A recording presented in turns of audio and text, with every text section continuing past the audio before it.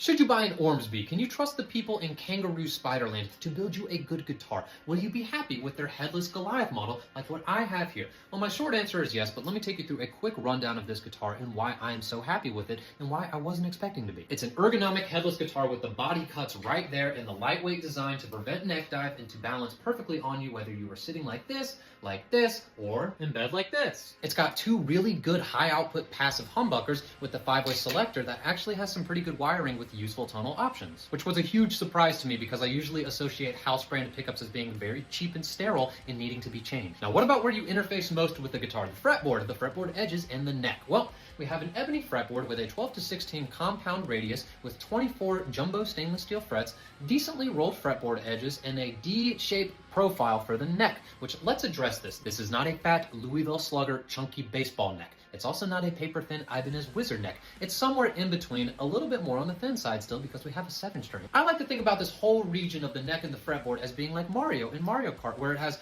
really good all-around stats that are going to be inoffensive and preferable for most people. But if you have some hyper-niche specificities with your guitar, like you need a flat 20-inch radius or a paper-thin neck on the back, then this might not be for you. However, I still encourage you to try it because you can't just look at a spec sheet and determine the vibe of the guitar and the feel of it from that piece of paper alone. You have to try some things. I mean, how many guitars out there have modern C neck profiles, but they don't all feel the same? You gotta get your hands on them. Although I do think it would be cool for ORMSBY to offer some ultra-thin neck option on some future models. And we gotta talk about the bridge because this is a breath of fresh air for the headless community because that other guitar brand has a notoriously complex system for intonating and setting your string height, while this one is a lot more basic and familiar. It's almost like a Fender Strat or like a hip shot bridge. You got the string height, and then you can do the intonation right there. And to actually restring the guitar, you just kind of fish it down in there, and it's almost like there's a little hook that catches it. So you put it down there, you let it catch, you pull it, and then you lock it up through there, which is just one screw, super easy, and it's pretty easy. Now, you already know that I'm going to give you a full-length YouTube review where I get super autistic about every detail on this guitar,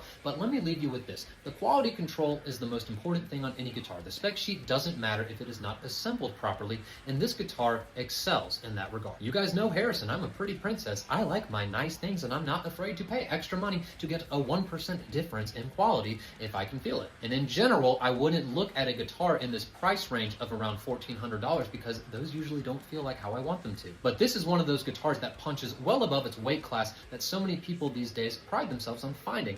This is that. It has the specs to back it up, and the quality matches. This is a great guitar. It's not just some high quality specs thrown together. And again, I could tell you more stuff about how the heel joint is really comfortable and upper fret access is phenomenal, and about how the hardware feels really high quality and has these nice little rubber grips, but we're going to save that for the full review. In short, this is a phenomenal guitar. I am very surprised with how much I like it.